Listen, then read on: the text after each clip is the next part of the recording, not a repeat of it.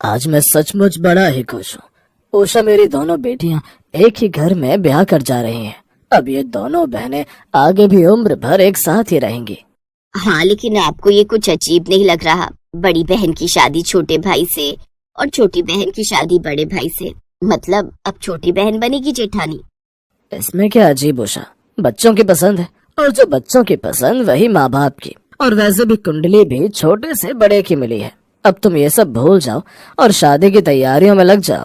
फिर सबकी रजामंदी से उनकी एक ही दिन बड़े धूमधाम से शादी हो जाती है।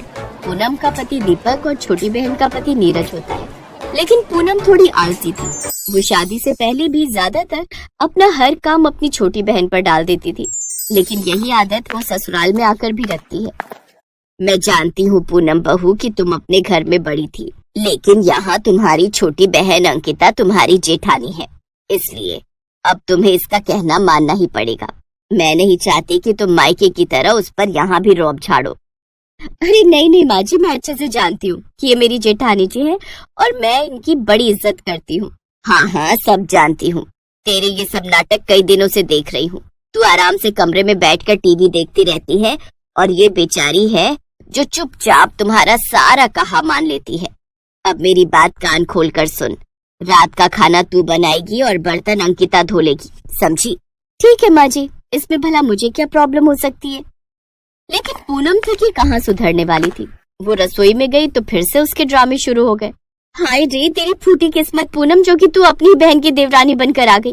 कोई नहीं, अब सासू माँ का ऑर्डर मिला है तो खाना तो बनाना ही पड़ेगा ना। अब किसी को क्या ही पड़ी है मेरे सिर दर्द की। अरे तुम्हें सर दर्द है तो रहने दो, कोई बात नहीं, खाना मैं बना लूंगी और तुम सबको जाकर बोल देना कि खाना तुमने बनाया है। ऐसे किसी को पता नहीं चलेगा।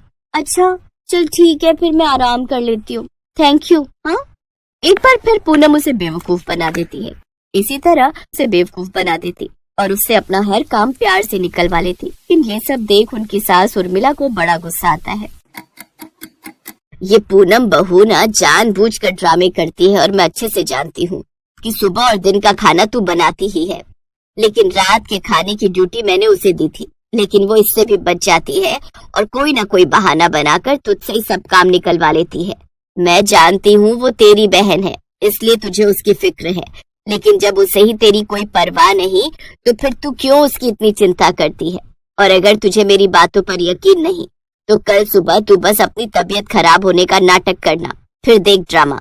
अगली शाम अंकिता बिल्कुल वैसा ही करती है। शाम के 8 बज जाते हैं, लेकिन वो अपने कमरे से बाहर नहीं आती। ये देख पूनम चिंता में आ जाती है और वो उसके कमरे में जाती है। क्या हुआ, तू अभी तक कमरे में ही पड़ी है? तो जानती है ना डिनर बनाने का टाइम हो रहा है और डिनर तू ही बनाती है, मैं तो सिर्फ सर्व करती हूँ ताकि सबको लगे कि वो मैंने बनाया है। हाँ, लेकिन वो क्या है ना, आज मेरी तबीयत ठीक नहीं है इसलिए आराम कर रही थी। हाँ भाई ठीक है, तू जेठानी है, तू तो आराम से भी उठ सकती है, बीमार भी हो सकती है, लेकिन मेरा क्या है? मेरे हाथ की कलाई में इतना दर्द हो रहा है, लेकिन मैंने किसी से कुछ नहीं कहा। खैर छोड़, तू यही चाहती है ना कि डिनर बनने में देर हो जाए और फिर सासू माँ मुझे ये सब बातें सुनाए। कोई नहीं, सुन लूंगी मैं 2 बातें। ये सुनकर अंकिता को अपनी बहन पर तरस आ जाता है और वो एक्टिंग छोड़कर फिर से डिनर बनाने चली जाती है। और एक बार फिर अंकिता अपनी कलाई में दर्द का बहाना लेकर उस पर गरम पट्टी बांधकर बैठ जाती है। देख लिया अंकिता तूने अपनी बड़ी बहन और देवरानी का ड्रामा। वो तुझे एक भी दिन बिस्तर पर पड़ा हुआ नहीं देख सकती। ये कहकर उसकी सास वहाँ से चली जाती है। फिर जब डिनर सर्व करने की बारी आती है तो पूनम झट से रसोई में आती है। लाओ डिनर बन गया ना, अब ऐसा करो आप जल्दी से जाकर डाइनिंग टेबल पर बैठ जाओ ताकि सबको ये लगे कि ये खाना मैंने बनाया है। जाओ जल्दी। फिर पूनम सबके लिए खाना परोसती है, लेकिन उनकी सास गायत्री जैसे ही पहला निवाला खाती तो पूछती है, पूनम बहू क्या सच में ये खाना तूने ही बनाया है ना? ऑफ कोर्स माँ जी, ये भी कोई पूछने वाली बात है, ये मैंने ही बनाया है। ये सुनकर अंकिता को गुस्सा आ जाता है और वो कहती है, आप झूठ क्यों बोल रही हो देवरानी जी, ये खाना तो मैंने बनाया है और माँ जी ने तो मुझे खुद देखा है खाना बनाते हुए। और तुम्हारी कलाई में वो जो चोट लगी थी वो एकदम से ठीक कैसे हो गई? अच्छा वो मैंने गरम पट्टी बांधी थी ना, उससे ठीक हो गई। ओहो, लगता है अब कुछ ऐसा ड्रामा करना पड़ेगा कि अगले कुछ दिनों तक इसे घर के सब काम करने पड़े, मुझे कुछ भी काम ना करना पड़े और मैं मस्त आराम कर सकूं। अंकिता की ढील के कारण अब पूनम को आराम की आदत लग गई। जिस बात से गायत्री अच्छे से परिचित थी लेकिन अब तो उसकी खुद की सगी बहन अंकिता भी उसके ड्रामों से परेशान हो चुकी थी। ऐसे ही समय बीतता है। एक रोज पूनम जानबूझकर मार्केट में सब्जियां लेने के बहाने चली जाती है और लौटते वक्त अपने हाथ पर प्लास्टर बंधवा लेती है, जिसे देख उसकी सास कहती है, अरे ओ नौटंकी, अब ये क्या तेरा नया ड्रामा है? अरे ये क्या हुआ तुम्हें? ये चोट कैसे लगी? अब क्या ही बताओ जेठानी जी, मैं रास्ते से सब्जी लेने बाजार जा रही थी कि पीछे से एक ऑटो वाला मारकर चला गया और हाथ में ये फ्रैक्चर आ गया। डॉक्टर ने कहा है अब कम से कम 15-20 दिन तक आराम करना होगा। उफ, बहुत दर्द हो रहा है। ये कहकर पूनम रोते हुए अपने कमरे में चली जाती है। अच्छे से जानती हूँ मैं, इसे घर का काम ना करना पड़े इसलिए नकली प्लास्टर चढ़वा कर आ गई। माँ जी उन्हें सच में लगी है, वो मुझसे इतना बड़ा झूठ नहीं बोलेगी। आहा, कितना मजा आ रहा है, अब तो मैं कई दिनों तक आराम करूंगी। अंकिता जब पूनम के कमरे के बाहर से गुजर रही होती है तो वो पूनम को दोनों हाथ उठाए नाचते हुए देख लेती है। हे भगवान, इतना बड़ा झूठ, इसने फिर से मुझे धोखा दिया। तभी गायत्री भी वहाँ आ जाती है और वो भी उसे देख लेती है और गुस्से में उसके कमरे में जाती है।